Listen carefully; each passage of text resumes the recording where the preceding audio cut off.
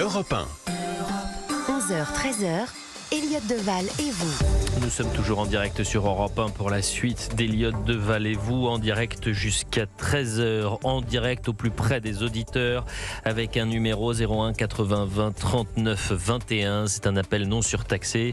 Juste avant la pause, on revenait sur cette audition très attendue de Jean-Luc Mélenchon hier devant la commission d'enquête parlementaire sur les liens entre les partis politiques et les réseaux islamistes. On est toujours sur le plateau d'Europe 1 avec Mathieu Hoc, qui est secrétaire général du Cercle de réflexion Le Millénaire, avec Olivier Vial, spécialiste des radicalités et responsable du CERU, le Centre d'études et de recherche universitaire, et bien sûr Estelle Lafond. Dans un instant, nous serons en direct avec Cédric Brun. C'est pas n'importe qui, Cédric Brun, puisqu'il a été auditionné par cette commission d'enquête parlementaire, ex-LFI, et il a décidé de quitter la France Insoumise justement parce qu'il considérait que le parti était en train de prendre un virage inquiétant, notamment avec ses liens avec les réseaux islamistes. Avant d'écouter Jean-Luc Mélenchon et ce parallèle très étrange qu'il a fait entre la circoncision et le voile des fillettes,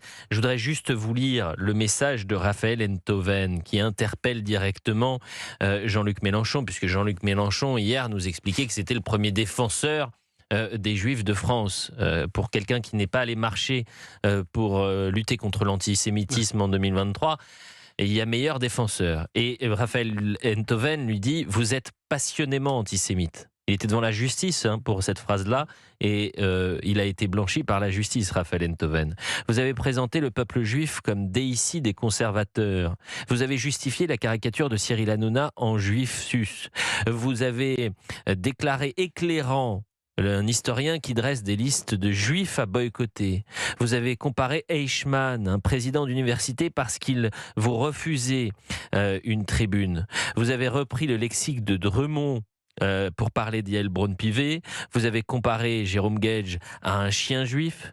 Vous avez couvert de votre autorité le plus ahurissant déferlement de troupes antisémites depuis les années 30, et vous avez solarisé la gauche. La haine du juif n'est pas un hochet qu'on peut brandir avant de le déposer. Vos propos sont à jamais impardonnables. Votre mouvement est le premier parti antisémite de France, poursuit Raphaël Enthoven. À la fin, seule la honte se souviendra de vous. Voilà le message de Raphaël Enthoven quelques heures après cette fameuse commission d'enquête parlementaire où Jean-Luc Mélenchon a voulu se présenter comme un défenseur de toutes les religions et surtout de lutte contre toutes les formes de racisme et d'antisémitisme.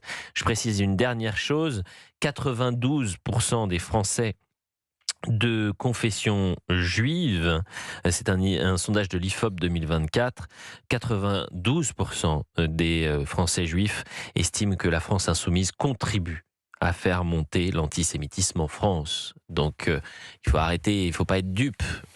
Et c'est pour ça que c'est intéressant de voir Jean-Luc Mélenchon face à ces contradictions. Est-ce qu'il a eu des contradicteurs hier de qualité ferme? Je ne sais pas. Vous dites non, Olivier Vial. Mais en fait, moi je rajouterais une chose à ce qu'a dit Emmanuel Razavi et à ce qu'a dit Raphaël Enthoven. C'est que le 7 décembre 2023, 2 mois après le pogrom, Andreas Malm, qui est un penseur de la radicalité, fait une conférence où il dit qu'il se passe et il partage les vidéos des massacres du 7 octobre comme une drogue qui lui donne de l'enthousiasme et qui lui donne de l'espoir. Cette personne-là, après avoir dit ça, 3 mois plus tard, Jean-Luc Mélenchon la nomme comme formateur des cadres de LFI au sein de l'Institut de la Boétie. Cette personnalité va écrire un bouquin après où elle avoue effectivement qu'elle a commencé à militer au sein du FPLP, cette organisation terroriste dont a parlé Emmanuel Razavi. Cette personne écrit un livre où elle dit que les massacres des civils le 7 octobre, c'était inévitable. Et qu'en tant que marxiste, on ne peut pas ne pas être solidaire de cette lutte armée et qu'il faudrait aujourd'hui que tous les marxistes sincères, et il s'adresse notamment aux cadres de LFI avec qui il a des contacts réguliers, devrait être dans cette ligne-là de comprendre que la lutte armée est quelque chose qu'il faut réhabiliter. Et ben c'est cette personne que Jean-Luc Mélenchon et Clémence Guettet, puisqu'ils sont les deux coprésidents de l'Institut de la Boétie, vont choisir pour former leur cadre. Quand on sait ça, ça commence à être très compliqué de dire que c'était juste par hasard, c'était juste quelque chose qui arrivait. Là, on a quelque chose qui est avoir choisi quelqu'un qui est extrêmement radical, qui est extrêmement il faut que ce antisémite. président de la commission d'enquête parlementaire reprenne un peu ses fiches, puisque visiblement il n'avait pas tous ces éléments ou ne voulait pas les confronter à Jean-Luc Mélenchon. C'est Emmanuel Razavi qui disait parfois les photos valent plus que des mots. Alors je vais essayer de vous décrire le dessin de Plantu, un dessinateur ô combien apprécié en France. On y voit donc en fond l'Assemblée nationale, on voit une table avec quelques députés. Il présente donc la commission d'enquête parlementaire et puis au premier plan, il y a ce Jean-Luc Mélenchon un peu âgé qui dit à un Jean-Luc Mélenchon un peu plus jeune « Tu as été très bon. Tu as été très bien. Maintenant, retourne dans ta cage. » Et sur le t-shirt du Jean-Luc Mélenchon plus jeune, il y a marqué entre guillemets « Abat le voile, Mélenchon 2010 ». Et c'est aussi ça la sensation qu'il y a eu Dr Jekyll et Mr Hyde. C'est le Jean-Luc Mélenchon de 2010. Il a voulu se présenter comme ça hier devant la commission, mais personne n'est dupe, ou peut-être que certains ont été dupés. Je vous propose d'écouter Jean-Luc Mélenchon qui fait la comparaison entre la circoncision et le voile des fillettes, c'était hier. Vous me parlez du voile et des enfants à qui l'on met en voile. Et que dites-vous de la circoncision ? Elle concerne des jeunes enfants qui on ne demande pas leur avis. Elle est présente dans 2 religions.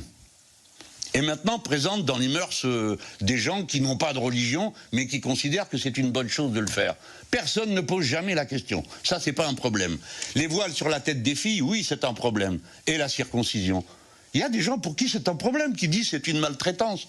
Comment allons-nous nous sortir de ça, monsieur le rapporteur, monsieur le président ? Comme je suis là, je ne sais pas vous répondre. Prisca Thévenot qui a réagi après la commission, Prisca Thévenot, députée Ensemble pour la République, qui annonce n'avoir rien appris et qui l'a interpellé en longueur, bien sûr. On a eu un grand numéro de Joe Landbrouille. Excusez-moi, je le dis comme je le pense et comme je l'ai senti. C'est-à-dire qu'il nous a parlé de tout. Il nous a parlé de son enfance, il nous a fait un cours d'histoire très très long, sur lequel il a pu revenir à de nombreuses reprises. Après, on a eu un cours de français, un coup de sémantique, quelques petites blagues pour essayer de nous faire rire ou détendre l'atmosphère, je ne sais pas, mais il n'a répondu à aucune question. Et d'ailleurs, il l'a dit lui-même.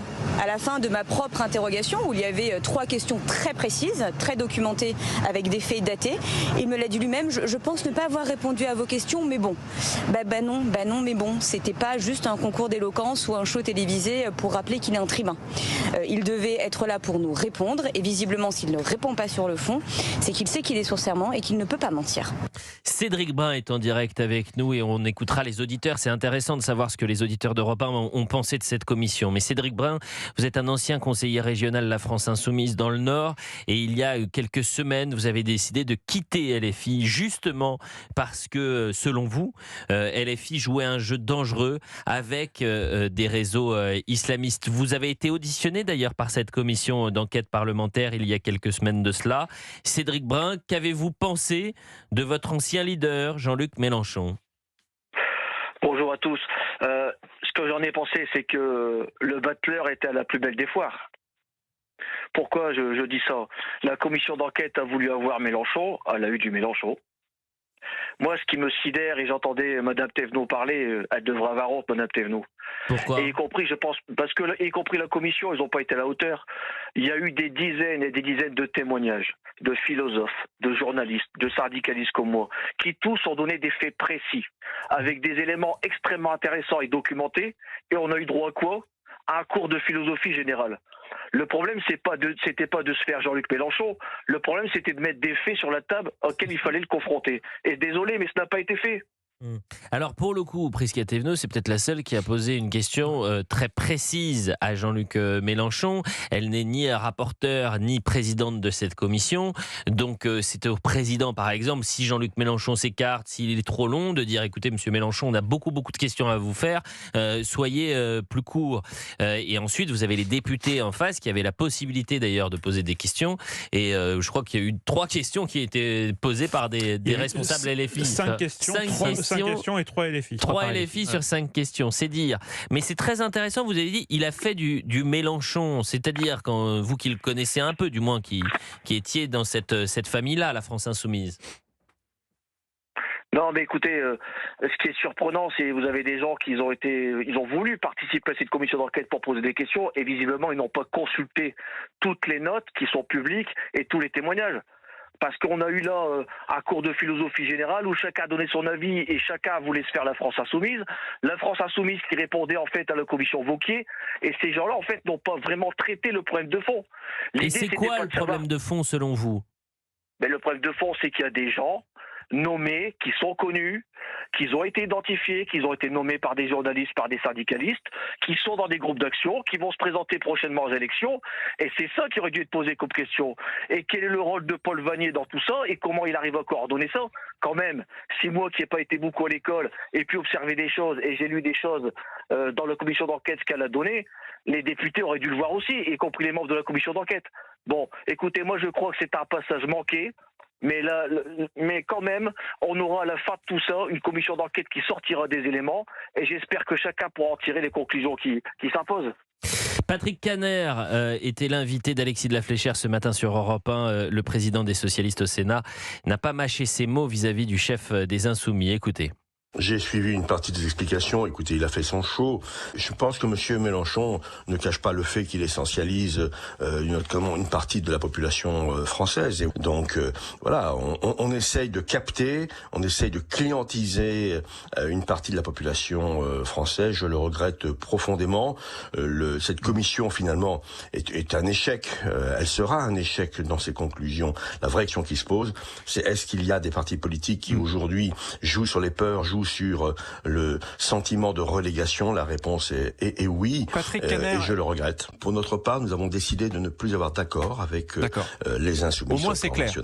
Ben, j'imagine qu'Alexis de la Fléchère lui disait c'est bien gentil de dire qu'il fait le show, que la France Insoumise joue sur les peurs. Je rappelle que le Parti Socialiste était bien content de taper dans la main de la France Insoumise au moment des législatives anticipées pour garder les sièges bien au chaud de l'Assemblée nationale.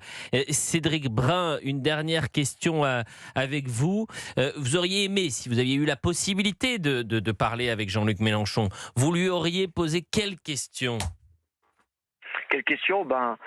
Pourquoi vous tolérez que le cadre de la France Insoumise, Paul Vannier, qui est en charge des élections, se permet d'intégrer des gens de la famille Cuissem? Il faut se rappeler, M. Cuissem a été expulsé de France pour des propos qui étaient quand même très limites et considérés comme anti-républicains. Et comment il peut se permettre d'écarter des militants historiques au profit de ces gens-là, par exemple? C'est une question qui est simple. C'est une question très simple. Eh bien, merci Cédric Brun. Je rappelle que vous êtes un ancien conseiller régional La France Insoumise du Nord, que vous avez participé à cette commission. On continuera d'écouter quelques déclarations politiques. On écoutera Denis Oliven également. Et surtout, les auditeurs. Les auditeurs, Estelle, bien sûr.